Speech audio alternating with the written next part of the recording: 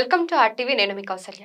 ఈ మధ్య మనం సోషల్ మీడియాలో చూస్తూ ఉంటాం. ఈ మొబైల్ ఫోన్స్ వల్ల కానివ్వండి, లేదంటే సోషల్ మీడియా సైట్స్ వల్ల కానివ్వండి, చాలా అనర్థాలు జరుగుతూ ఉంటాయి. ఇప్పుడు రీసెంట్‌గా మనం చూసుకుంటే కరీంనగర్‌లో ఒక అమ్మాయిని ఆహ్, అంటే గత 2 సంవత్సరాలుగా రేప్ చేస్తున్నారంట. సో, ఇలా అట్లా చేయడం అనేది ఎంత ఘోరం అసలు. అదే ఇన్‌స్టాగ్రామ్‌లో పరిచయమైన వ్యక్తితో ఫ్రెండ్‌షిప్ చేయడం, ఆ వ్యక్తి వాళ్ళ ఫ్రెండ్స్‌తో కూడా తనని రేప్ చేయించడం, అది 2 ఇయర్స్‌గా ఇలా కొనసాగడం. ఇప్పుడు ఈ వార్త సోషల్ మీడియాలో ట్రెండ్ అవుతుంది. అసలు దీని గురించి మనం పూర్తి వివరాలు తెలుసుకుందాం. అసలు సోషల్ మీడియా ప్రభావం జనాల మీద ఏ విధంగా ఉంది? మనం వాటిని ఎలా యూజ్ చేసుకోవాలి? ఏంటని మనం వివరించి తెలుసుకుందాం. దాని గురించి చర్చిద్దాం. సో, ఈరోజు మనతో పాటు ఉన్నారు social activist and political analyst Krishnakumari గారు. ఆవిడతో మాట్లాడదాం. నమస్తే మ్యామ్. నమస్తే. మ్యామ్, రీసెంట్‌గా ఒక న్యూస్ అయితే బయటకొచ్చింది. కరీంనగర్‌లో ఇలా ఒక అమ్మాయిని గ్యాంగ్ రేప్ చేశారు అని చెప్పి. సో, ఆ అమ్మాయి 10థ్ క్లాస్‌లో పరిచయమైన అబ్బాయి. ఇప్పుడు అమ్మాయికి ఇంటర్ సెకండ్ ఇయర్. సో, ఈ విషయం చూస్తే ఏమనిపిస్తుంది మేడం? అసలు ఈ మొబైల్ ఫోన్స్ వల్ల, సోషల్ మీడియా వల్ల సో, ఇలాంటి అనర్థాలు జరుగుతున్నాయి. దీనికి మెయిన్ కారణం ఎవరు? దీన్ని మనం ఎలా చూడొచ్చు ఈ ఇష్యూని? ఇది చాలా బాధాకరమైన విషయం అండి. అసలు ఈ టెక్నాలజీని ఎంతగా ప్రజల్లోకి, ప్రజల మనసుల్లోకి, ప్రజల చేతుల్లోకి, ప్రజల ఇళ్లల్లోకి పంపించిన స్వార్థపరులైన వ్యాపారస్తులది తప్పు మొదటగా. వీళ్ళని నియంత్రించని ప్రభుత్వాలది తప్పు. అలాగే ఆఖరిగా వచ్చేసరికి అందరి ప్రశ్న ఎవరి మీద చూపిస్తది అంటే తల్లిదండ్రులు ఏం చేస్తున్నారు? టీచర్లు ఏం చేస్తున్నారు? అని మాట్లాడతారు. అవును. కానీ వీళ్ళ పాత్ర పరిమితం ఈ విషయంలో. హుహు. అసలు జరగాల్సిన అనర్థం విపరీతంగా ఈ వ్యాపారస్తులు వీళ్ళ చేతుల్లోకి టెక్నాలజీని పంపించిన వ్యాపారస్తులదే అంటాను నేను. హుహు. ఎందుకంటే మీకు ఫోన్ కొంటే మొబైల్ డేటా ఫ్రీ. హ్మ్. ఫోన్ కొంటే మీకు డేటా ఫ్రీతో పాటు ఇంకోటి కూడా ఇచ్చేవాళ్ళు కదా! Memory card free memory card free అని ఇలా అసలు మీరు బిల్లు కట్టక్కర్లేదు, ఫ్రీ ఫోన్ అని కొన్నాళ్ళు ఇప్పుడు ఫోన్ తీసుకుంటే మా 1+1 ఆఫర్ వన్ అనో ప్లస్ సంథింగ్. One offer. అలాగే ఇప్పుడు రిలయన్స్ వాళ్ళు మొదలెట్టింది ఏంటి అంటే మీరు ఫోన్ కొనండి, మా ఫోన్ కొనండి, మీరు బిల్లు కట్టక్కర్లేదు హ్మ్. ఇచ్చారు. స్టార్టింగ్లో మీకు గుర్తుండే ఉంటుంది. హుహు. ఇలా ఇచ్చి ఫోన్ అలవాటు చేశారు మనకి. హ్మ్.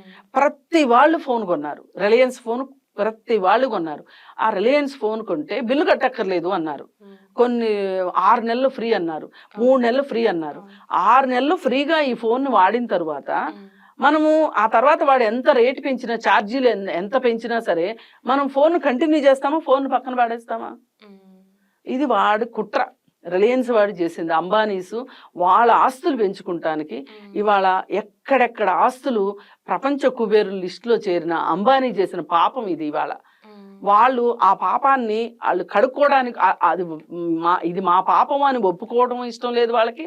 ఆ పాపాన్ని కడుక్కోవటానికి కానీ ఇట్లాంటి విషయాల్లో జరిగినప్పుడు ఏవైనా ప్రపంచానికి అవగాహన ఇచ్చేదానికి కానీ వాళ్ళు ముందుకు రావట్లా. అసలు ఇప్పుడు చేయవలసింది ఏంటి అంటే ఒక టెక్నాలజీని మనం ఇంట్రడ్యూస్ చేసేటప్పుడు ఈ టెక్నాలజీని వాడుకోగలిగే ప్రజలు మనకు ఎంతమంది ఉన్నారు? ఈ ప్రజలకి ఈ టెక్నాలజీ చేరినందువల్ల, ఈ మొబైల్ ఫోన్లు వీళ్ళ చేతుల్లో చేరినందువల్ల లాభమా నష్టమా ఒక అసెస్మెంట్ జరగాలి. ఇప్పుడు దీన్ని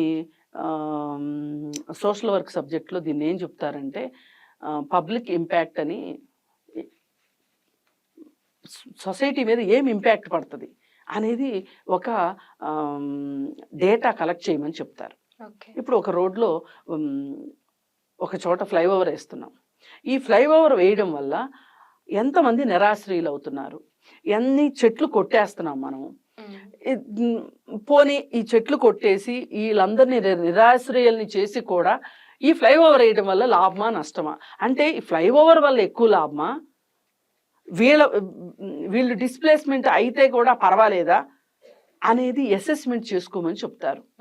అలా అని లాభం కాబట్టి ఫ్లైఓవర్ ఒకటి వేసి ఊరుకోమని చెప్పరు. ఈ డిస్ప్లేస్మెంట్ ఎవరెవరికైతే ఇళ్ళు పోతున్నాయో వాళ్ళందరికీ ఇళ్ళు ఇవ్వాలని చెప్తారు. ఒక చెట్టు నరికేస్తే గనక ఈ రోడ్డు వల్ల 10 చెట్లు నాటాలని చెప్తారు ఆ కాంట్రాక్టర్కి.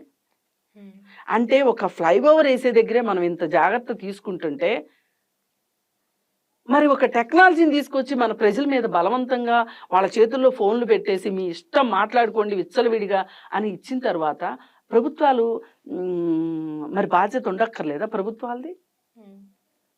పైగా ఈ మొత్తానికి రిలయన్స్ వాళ్ళు, అంబానీస్ చేసిన నష్టం ఎంతైతే ఉందో దానితో సరిసమానమైన నష్టం కరోనా వల్ల వచ్చింది మనకి. అవును. అప్పుడు ఆన్‌లైన్ క్లాసెస్ అని చెప్పి ప్రతి ఆన్‌లైన్ ఒక్కళ్ళ దగ్గర క్లాసులు, ఫోను ఫోను పేరెంట్సే కొనివ్వడం. పేరెంట్సే కొనివ్వాలి అని.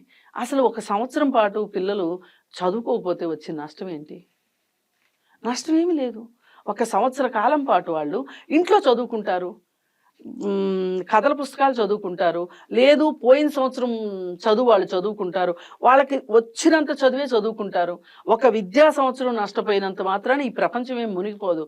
కానీ ఒక విద్యా సంవత్సరం నష్టపోతారేమోననే ఉద్దేశంతోటి వీళ్ళు ఆన్‌లైన్ చదువులు మొదలెట్టిన తర్వాత పులిని చూసి నక్కవాతలు పెట్టుకున్నట్లు దీనివల్ల నష్టం ఇవాళ చూస్తున్నాం మనం. అంటే ఇంతకుముందు ఇలాంటివి జరగలేదా అని కాదు.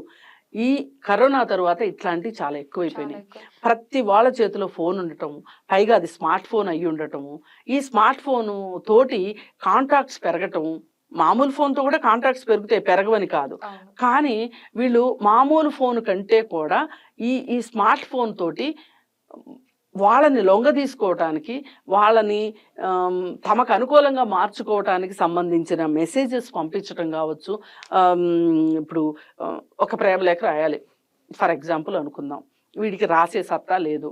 గూగుల్‌లో ఎతికాడు అనుకోండి, వాడికి ఒక మంచి ప్రేమ లేఖ దొరుకుతుంది. ఆ ప్రేమ లేఖ వీడే రాసినట్టుగా అమ్మాయికి పంపిస్తాడు.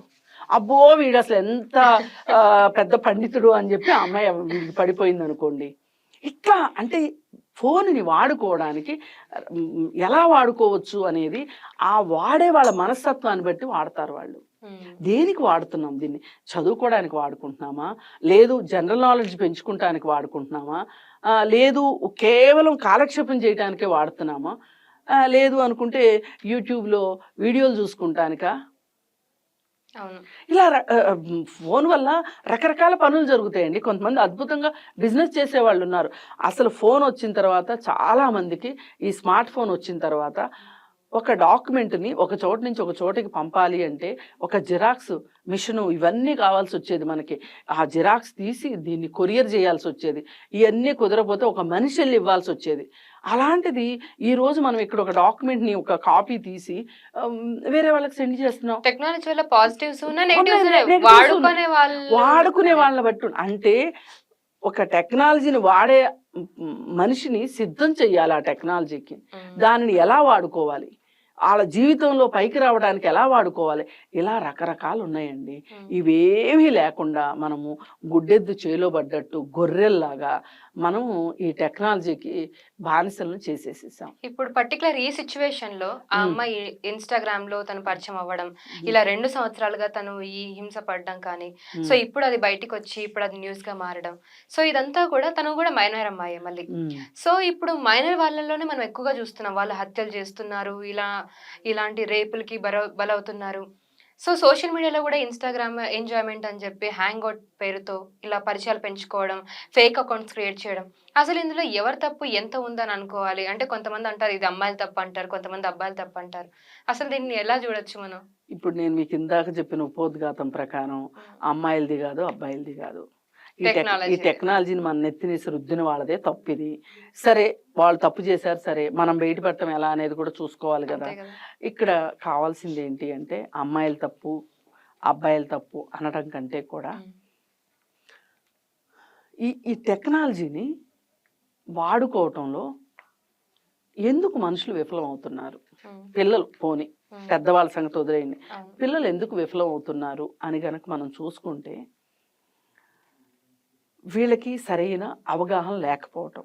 ఇప్పుడు ఈ నేరం చేశాడండి, సరే టెక్నాలజీ సాయంతోనే చేశాడు, ఇన్‌స్టాగ్రామ్‌లోనే పరిచయం అయ్యారు. ఇప్పుడు ఈ అమ్మాయిని ఇతని తర్వాత ఇతని స్నేహితులు కలిసి గ్యాంగ్ రేప్ చేశారు. ఇది చెయ్యాలనుకోవడం ఎంత తప్పు, చెయ్యడం ఎంత తప్పు, ఆ తరువాత ఆ పరిణామాల్ని ఊహించలేకపోవడం కూడా అంతే తప్పు. ఇప్పుడు ఇట్లాంటి నేరాల్లో డబ్బులున్న పిల్లలు ఎందుకు దొరకట్లేదు చెప్పండి? వాళ్ళకి ఈ నేరం చేస్తే ఆ నేరం నుంచి ఎలా తప్పించుకోవచ్చో కూడా తెలుసు. కానీ ఈ నేరాల్లో దొరుకుతున్న వాళ్ళు ఎవరైతే ఉన్నారో, మీరు సోకాల్డ్ మైనర్లు నేరాలు చేస్తున్నారని ఇందాక అన్నారు. ఈ మైనర్లు అంతా పేదవాళ్ళండి. సో పేదరికం. పేదరికం కూడా ఒక కారణం.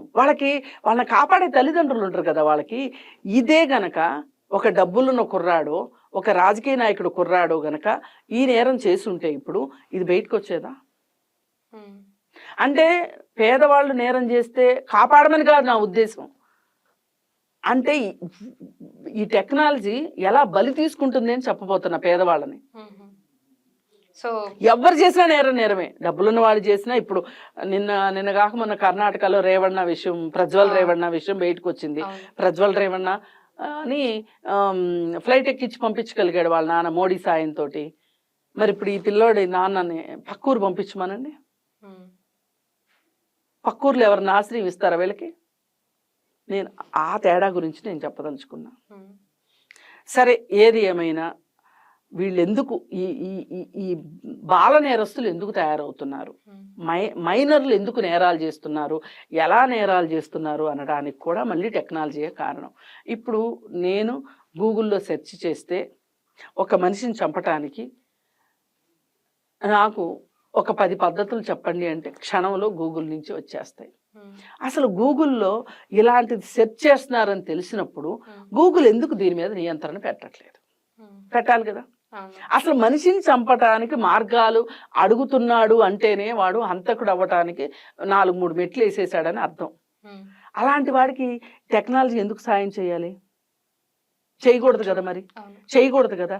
ఈ మనుషుల్ని చంపాలి అనుకోవడం ఏమన్నా స్వాతంత్రోద్యమమా? అదేమన్నా లేదు అంటే సమాజానికి పనికొచ్చే విషయమా? ఎందుకు చంపాలనుకుంటున్నాడు?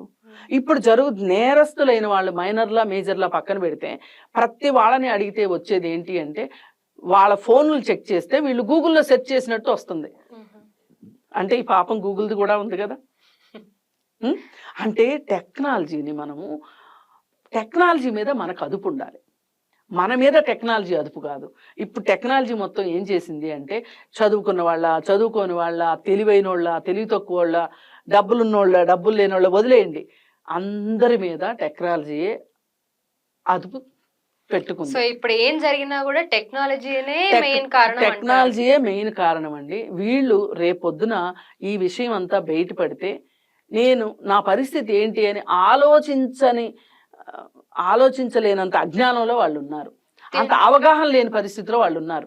ఇప్పుడు మనుషులు మరి గూగుల్లో ప్రాణాలు తీయడం ఎలా అనేది సెర్చ్ చేసిన వాళ్ళు ఈ నేరం చేస్తే ఏ విధమైన చర్యలు ఉంటాయి, నేను చట్టం ద్వారా ఎలా శిక్షించబడతాను అని చూసేవాళ్ళు కూడా ఉన్నారు. అంటే వాళ్ళు ఏం చేస్తున్నారు, ఇప్పుడు శవం దొరకలేదు అనుకోండి, ఆ నేరం ఖరారు కాదు, అందుకని శవాన్ని కనిపించకుండా చేయాలని చూడటం. ఇప్పుడు అత్యాచారం చేసిన తర్వాత ఆ అమ్మాయి ఉండి వాంగ్మూలం ఇస్తే శిక్ష వేరు, ఆ అమ్మాయే లేకుండా వాంగ్మూలం ఇవ్వకపోతే గనక శిక్ష వేరు. అందుకని ఏం చేస్తున్నారు, ఇప్పుడు అందరికీ ఒక ఫ్యాషన్ అయిపోయింది ఏంటి, అత్యాచారం చేస్తే ఉరితీసేయండి అని మాట్లాడుతున్నారు. ఉరితీసేయండి అని మాట్లాడినంత ఈజీ కాదు. అందుకే నేరస్తులు వాళ్ళని చంపేస్తున్నారు. అంటే ఒక అమ్మాయికి అత్యాచారం జరిగితే ఇక అమ్మాయి తర్వాత బతకూడదా? బతికే హక్కు అమ్మాయికి లేదా? ఎందుకు లేదు? ఉంది కదా. మరి దాన్ని వీళ్ళే నాశనం చేస్తున్నారు. ఎవరైతే తెలిసి తెలియక ఎన్కౌంటర్లు చేయండి, ఉరేయండి అని మాట్లాడడం ఏదైతే ఉందో, అసలు సమస్య పట్ల అవగాహన కల్పించడం పోయి వీళ్ళు నెగటివ్గా పనిచేస్తున్నారనమాట. అందుకని యాతావాత మాట్లాడుకుంటే ఇక్కడ కనీసం తల్లిదండ్రులు వాళ్ళైనా కొంచెం అంటే కొంచెం పరిజ్ఞానం ఉంటే గనక అసలు పిల్లలు ఏం చేస్తున్నారు అనేది చూసుకోవాల్సిన అవసరం ఉంది. కానీ అక్కడ కూడా మళ్ళీ ఇంకో ప్రతిబంధకం ఏంటి అంటే, ఇప్పుడు నాకు ఫోన్ని వాడటం 100% మీ అంత బాగా నాకు రాదు. అంటే మా పిల్లలు మీ అంత వయసు ఉంటారు. మేము ఈ ఫోన్కి సంబంధించి ఏదైనా ఒక ఇన్ఫర్మేషన్ మిమ్మల్ని అడుగుతాం, ఇది ఏంటి కొంచెం సాయం చేయమని అడుగుతాం. ఆ క్షణానికి మీరేం ఫీల్ అవుతారు చెప్పండి? నాకే బాగా తెలుసు. అందుకని నాకు బాగా తెలుసు, నేను ఏమైనా చేయగలను, నేను పెద్ద పెద్ద నిర్ణయాలు తీసుకోగలను, నేను తెలివైనవాడిని అంతే. ఇది అయిపోతుంది. అందుకని తల్లిదండ్రుల మాట పిల్లలు వినడానికి ఇష్టపడట్లేదు. ఫోన్లు ఇవ్వకపోతే వాళ్ళనే కొట్టే పరిస్థితి వచ్చేసింది. కొట్టి చంపి ఉన్నాయి డబ్బులు అలాంటి కేసెస్ లాక్కొని కూడా. ఫోన్లు కొనుక్కుని బెదిరించి అన్నం తినమని చెప్పి ఇంట్లోంచి వెళ్ళిపోతామని చెప్పి అసలు ఈ రోజు పిల్లలు చేస్తున్నంత ఆగడాలు ఒక రకంగా తల్లిదండ్రుల్ని ఈరోజు నిజంగా మధ్యతరగతి కావచ్చు, దిగువ మధ్యతరగతి కావచ్చు, లేకపోతే పని పాటలు చేసుకునే పేదవాళ్ళు కావచ్చు, ఆ తల్లిదండ్రులు అనుభవిస్తున్నంత కష్టాలు పిల్లల వల్ల అంతకుముందు పిల్లలు ఇంత దారుణంగా ఉండేవాళ్ళు కాదు. అంతకుముందు ఇంత టెక్నాలజీ ఇంత లేదు. టెక్నాలజీ లేదు, ఈ పిల్లలకి ఇంత అవసరాలు లేవు. ఇవాళ మనం పిల్లలు బాగుండాలని కోరుకుంటున్నాం. ఆరోగ్యంగా ఉండాలి, మానసిక ఆరోగ్యం బాగుండాలి, ఇలాంటి నేరాలు ఘోరాలు చేయటం ఏంటి అని మనం బాధపడుతున్నాం. కానీ మన చుట్టూ ఉన్న పరిస్థితులు అలా చెయ్యకుండా ఉండలేని పరిస్థితిలో ఉన్నాయి. చేయలేదు అంటే అది విశేషం, చేస్తే విశేషం కాదు, చెయ్యకుండా ఉంటే విశేషం లాగా ఉంది. మన పిల్లల్ని మనం కాపాడుకోవాలి అంటే ఇవాళ మనం ఎంత టెక్నాలజీకి దూరంగా ఉన్నాము, ఎంత టెక్నాలజీకి దూరంగా పెంచుతాము పిల్లల్ని అనుకునే అవగాహన తల్లిదండ్రులకు కావాలి ఇవాళ. అది ప్రభుత్వాలు కూడా సహాయం చేయాలి ఈ విషయంలో. ఈ ఇన్స్టాగ్రాము మామూలుగా నేను స్కూళ్ళల్లో ఎక్కడైనా అవేర్నెస్ ప్రోగ్రాములకు వెళ్ళినప్పుడు ఎవరికైనా ఫేస్బుక్ అకౌంట్ ఉందా అని అడిగితే నేను అలాంటి ప్రశ్న వేస్తాను అని తెలియక చేతులు ఎత్తేవాళ్ళు కొంతమంది ఉన్నారు. వాళ్ళకప్పుడు మనం ఒక చట్టం గురించి చెప్తాం. ఏమనంటే 18 ఏళ్ళు వచ్చే వరకు అమ్మాయిలైనా అబ్బాయిలైనా ఫేస్బుక్ అకౌంట్ క్రియేట్ చేయడానికి వీల్లేదు. మరి నువ్వు ఎలా క్రియేట్ చేసావు అంటే, మా అమ్మ నాన్న పేరుతోటి క్రియేట్ చేసి అది నేను వాడుతున్నాను అని అబ్బాయి చెప్తాడు, ఆ అమ్మాయో అబ్బాయో చెప్తారు. మరి వాళ్ళ పేరెంట్స్ యొక్క స్థాయి ఏంటి అని చెప్పి నేను అడిగి చూసా. మీ అమ్మ నాన్న ఏం చేస్తారు? చదువుకున్న వాళ్ళే వాళ్ళు. అంటే వాళ్ళకి కూడా తెలియదు ఆ సంగతి. అంటే మన సమాజం అవగాహన రాహిత్యంలో ముందుంది, టెక్నాలజీని తీసుకుంటానికి ముందుంది. అసలు మనం అవగాహన తీసుకుందాం అనుకోవట్లా. ఎవరైనా చెప్తుంటే కూడా ఏంటి పొద్దున్నే సుప్రభాతం, ఏంటి ప్రవచనాలు అంటే ఎలా అయిపోయిందంటే మన మీడియా మొత్తంలో కూడా ప్రవచనాలు చెప్పేవాళ్ళు, నువ్వు చచ్చిన తర్వాత ఏమవుతావు, నీ భవిష్యత్తు ఎలా ఉండబోతుంది, ఏం చేస్తే నీకు పుణ్యం వస్తుంది, ఏం చేస్తే నీకు పాపం వస్తుంది చెబుతున్నారు తప్పితే ఇవాళ కావాల్సింది ఏంటి అంటే దైనందిన జీవితంలో ఒక వ్యక్తికి ఏ విధమైన అవగాహన కావాలి, ఇప్పుడు ఈ ప్రపంచంలో బతకడానికి కావాల్సిన అవగాహన ఇస్తున్న వాళ్ళు మట్టుకు ఎవరూ లేరు. ఈ అంతసేపు పొద్దున్నే లేస్తే మీరు ఇల్లు ఊడవండి, ఇల్లు తొడవండి, అప్పుడే లక్ష్మీదేవి మీ ఇంట్లోకి వస్తుంది, ఇంటి ముందు ఊడవండి తొడవండి, ముగ్గు పెట్టండి, ముగ్గు పెట్టని ఇంటికి లక్ష్మీదేవి రాదు, ఇట్లాంటి చెత్తా చెదారం చెప్తున్నారు తప్పితే అసలు మీ పిల్లల్ని కాపాడుకోవటం ఎట్లా, లేకపోతే చట్టాలు ఏంటి, చట్టాలు ఏం చెప్తున్నాయి. అసలు ఇప్పుడు పోక్సో యాక్ట్ ఉంది, ఇప్పుడు ఈ పిల్లాడి మీద పోక్సో యాక్ట్ పెడతారు. పోక్సో యాక్ట్ అంటే ప్రివెన్షన్ చైల్డ్కి సంబంధించిన, వాళ్ళ మీద సెక్సువల్ అబ్యూజ్కి సంబంధించిన యాక్ట్ ఇది. ఈ యాక్ట్ అనేది ఒకటి ఉందని వాడికి తెలియదు, వాళ్ళ తల్లిదండ్రులకు తెలియదు, వాళ్ళకి పాఠాలు చెప్పే టీచర్లకు తెలియదు ఆ యాక్ట్ గురించి. అసలు వీడి భవిష్యత్తు ఏమవుతుంది రేపు పొద్దున. ఇక వీడి భవిష్యత్తు వీడికి కరెక్ట్గా శిక్ష పడితే గనక వాడి జీవితమే అంధకారం. ఎందుకంటే ఇప్పుడు వీడి జైలుకి వెళ్తాడు, అదే మైనర్ అయితే చిన్నపిల్లలు జైలుకి వెళ్తాడు, మేజర్ అయితే పెద్దోళ్ళ జైలుకి వెళ్తాడు. పెద్దోళ్ళ జైలుకి వెళ్తే పెద్దోళ్ళ జైల్లో ఇంతకంటే నేరాలు ఘోరాలు చేసిన వాళ్ళు ఉంటారు. వాళ్ళ దగ్గర వీడు ఇంకొన్ని నేర్చుకుని వస్తాడు బయటికి. వీడొక కరుడు కట్టిన నేరస్తుడిలాగా తయారై బయటకు వస్తాడు. సంస్కరించబడాల్సింది పోయి అలా అంటే ఇది ఒక ఎండ్లెస్ సబ్జెక్ట్ అనమాట. అయితే దీంట్లో ఈ పర్టికులర్ విషయానికి వస్తే ఇవాళ మట్టుకు ఇన్స్టాగ్రామ్లో మోసపోతున్న అమ్మాయిలు చాలామంది గ్యాంగ్ రేపులకు గురయ్యి ఈ ఫోన్ ఉండటం వల్ల దాన్ని రికార్డ్ చేసి ఆ అమ్మాయిని పదే వేధించడానికి ఉపయోగపడుతుంది. అది అసలు అన్నిటికన్నా దారుణమైన విషయం. నేను అందుకే ఈ టెక్నాలజీ ఈ స్మార్ట్ ఫోను అనేది ప్రతి ఒక్కళ్ళు 5,000 4,000 ఉంటే చాలు స్మార్ట్ ఫోన్, దానిలో రికార్డ్ చేయొచ్చు. ఈ విషయాలన్నీ రికార్డ్ చేసి వాళ్ళని పదే మళ్ళీ ఇంకొంతమంది నేరస్తులు అవటానికి ఈ టెక్నాలజీ సహాయపడుతుంది. వాళ్ళ మనసు ఎంత కోతన్నా కావచ్చు, కానీ పరిస్థితులు అనుకూలించినప్పుడు కోతి కూడా మనిషిగా మారే అవకాశం ఉంటుంది. అంటే ఇట్లాంటి పనులు చేసే అవకాశం లేనప్పుడు. ఇప్పుడు ఏమైపోతుంది, ఇలాంటి అవకాశాలు ఎక్కువ ఉంటున్నాయి. దీనివల్ల ఈ ఇన్స్టాగ్రాము అమ్మాయిలు వాడటము, అబ్బాయిలు వాడటం. అసలు ఇన్స్టాగ్రామ్ ఎందుకు, ఏం అవసరము అంటే, నాకు రాదు ఇన్స్టాగ్రామ్ ఆపరేట్ చేయటం, కానీ నాకు తెలిసి చదువు సంధ్యలు లేవు ఆ అమ్మాయికి. ఒక పని చేసుకునే వాచ్మెన్ కూతురికి ఇన్స్టాగ్రామ్ ఆపరేట్ చేస్తుంటది, అప్పుడప్పుడు నోటిఫికేషన్స్ వస్తూ ఉంటాయి. మరి దీనికి ఏం చెప్దాం మనం?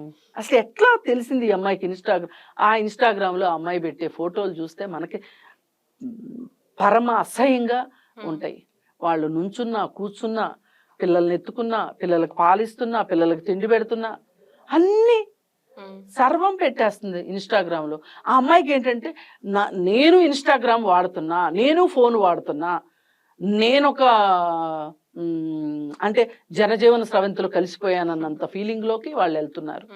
కానీ వాళ్ళు కూడా జనజీవన స్రవంతిలోకి రావాల్సిన వాళ్ళే, కానీ ఎలా రావాలి? ఈ టెక్నాలజీ ద్వారా అయితే కాదు కదా. వాళ్ళ పిల్లలకు మంచిగా చదువు, వాళ్ళకి చదువు వచ్చినా రాపోయినా పిల్లలకు చదువు చెప్పుకోవాలి, పిల్లల్ని పైకి తీసుకొచ్చుకోవాలి. మనకున్న ఆర్థిక వనరులతోటి మనం ఎలా ఉండాలి, మన జీవితాన్ని ఎలా ప్లాన్ చేసుకోవాలి, ఇలాంటి వాటిల్లో ఆలోచించుకోకుండా వీళ్ళు ఎంతసేపు ఇన్స్టాగ్రామ్లో ప్రతిరోజు ఫోటోలు అప్లోడ్ చేస్తా అమ్మాయి. నాకు అసలు అడగాలనిపిస్తుంది, అవగాహన ఇవ్వాలనిపిస్తుంది, కానీ వాళ్ళు తీసుకునేందుకు సిద్ధంగా ఉన్నారా అనేది ఒక ప్రశ్న. ఇది మా జీవితం, మాకున్న చిన్న ఆనందం, దీన్ని కూడా దూరం చేస్తారా? మాకేమన్నా పెద్ద పెద్ద ఉద్యోగాలు ఉన్నాయా? మీకులాగా పెద్ద పెద్ద కార్లు ఉన్నాయా? మాకున్నది చిన్నది ఈ ఆనందం, ఇందులో మమ్మల్ని ఆనందంగా ఉండనివ్వండి అని మాట్లాడతారు మళ్ళీ వాళ్ళు. కానీ ఈ చిన్న ఆనందం ఏదైతే ఉందో, ఇప్పుడు ఆ గ్యాంగ్ రేపుకు గురైన అమ్మాయి జీవితం రేపు పొద్దున ఏం అవ్వబోతుంది? అసలు 18 సంవత్సరాల లోపు ఈ అత్యాచారానికి గురైన వాళ్ళు కానీ, లేదు ఇట్లాంటి సెక్సువల్ యాక్ట్లో పాల్గొన్న వాళ్ళు కానీ, వాళ్ళ మానసిక పరిస్థితిలో చాలా చాలా విపరీతమైన మార్పులు వచ్చే అవకాశం ఉంది. వాటిని ఒక థెరపీ ద్వారా నయం చేయగలుగుతాం. వాళ్ళు మానసికంగా మటుకు సరిగా ఉండరు ఇలా జరిగిన వాళ్ళు. వాళ్ళ భవిష్యత్తులో ఇలా వాళ్ళ మానసిక ఆరోగ్యం మీద చాలా ప్రభావం ఉంటుంది. మరి ఇలాంటి వాళ్ళని ఎలా కాపాడుకోవాలి? ఇప్పుడు అతనికా శిక్ష పడుతుంది. మరి ఈ అమ్మాయి చదువు సంధ్యలు ఎట్లా, ఈ అమ్మాయి మానసిక పరిస్థితి ఏంటి? ఇట్లాంటి వాటికి వాళ్ళ ఒక రీహాబ్ సెంటర్స్ కావాలి మనకి. అంటే టెక్నాలజీ ఏదో దరిద్రం చేసేసాం అయిపోయింది, కనీసం ఈ టెక్నాలజీ వల్ల వచ్చిన దుష్పరిణామాలని, ఇప్పుడు తాగుబోతులు ఉంటారు, వాళ్ళు తాగిన తర్వాత మరీ వీర తాగుబోతులు అయిపోయి ఆరోగ్యాలు పాడు చేసుకున్న తర్వాత వాళ్ళని బాగు చేయాల్సిన బాధ్యత ప్రభుత్వాలది. ఇది ఎంతమందికి తెలుసు? ఆబ్కారీ యాక్ట్లో ఉంది ఇది. తాగి ఆరోగ్యం పాడు చేసుకుంటే వాడిని రీహాబ్ సెంటర్లో పెట్టాలి, జిల్లాకు ఒక రీహాబ్ సెంటర్ ఉండాలి. అది అబ్కారీ యాక్ట్లో ఉంది. ఎంతమంది చేస్తున్నారు? ఎక్కడన్నా అసలు ఉందనే సంగతి తెలీదు. అసలు తాగడం వల్ల ఎన్ని అనర్థాలు ఉన్నాయి అనేది పెద్ద పెద్ద బ్యానర్లు కట్టి అడ్వర్టైజ్మెంట్లు వేయాలి. సినిమాకి వెళ్ళినప్పుడు సినిమా ముందు వేస్తున్నారు కాదు, చాలా చాలా తక్కువ. అవి వేసే కంటే కూడా మన ప్రమోషనల్ ప్రోగ్రామ్స్ వేసుకుంటాం తప్పితే దానికి చాలా తక్కువ సమయం ఇస్తున్నాం మనం. అలాగే రోడ్ల పక్కన హోర్డింగ్స్ పెట్టాలి, ఇవన్నీ చెయ్యాలి. మరి చెయ్యట్లేదు కదా. అలాగే ఇప్పుడు ఈ విషయంలో కూడా అదే జరగాల్సింది. ఇలా జరిగిన అమ్మాయిలకి వీళ్ళని ఒక పునరావాస కేంద్రాల్లో పెట్టి, రీహాబ్ సెంటర్లో పెట్టి, వాళ్ళ మానసిక ఆరోగ్యం అంటే భవిష్యత్తు పైన ఈ దుర్ఘటన యొక్క ప్రభావం ఉండకుండా చూసే బాధ్యత ప్రభుత్వాన్ని కనీసం ఇదైనా చేయాలి. అంటే ఏంటంటే, బతికుండగా పట్టించుకోకపోయినా చనిపోయిన తర్వాత అయినా దహన సంస్కారాలు సరిగ్గా చేయాలంటారు కదా, అలాంటిది అనమాట. Okay madam, thank you so much for the information. So చూసారు కదా, సో ఇది వాళ్ళ మన ఇంటర్వ్యూ. మళ్ళీ ఇంకొక ఇంటర్వ్యూలో మరి ఉంటాను. Thank you so much. Okay madam, thank you so much. Thank you. మరిన్ని వీడియోస్ కోసం ఛానల్ ని సబ్స్క్రైబ్ చేయండి, లేటెస్ట్ అప్డేట్స్ కోసం వాట్సాప్ ఛానల్ ని ఫాలో చేయండి, అండ్ లింక్ డిస్క్రిప్షన్ లో ఉంది.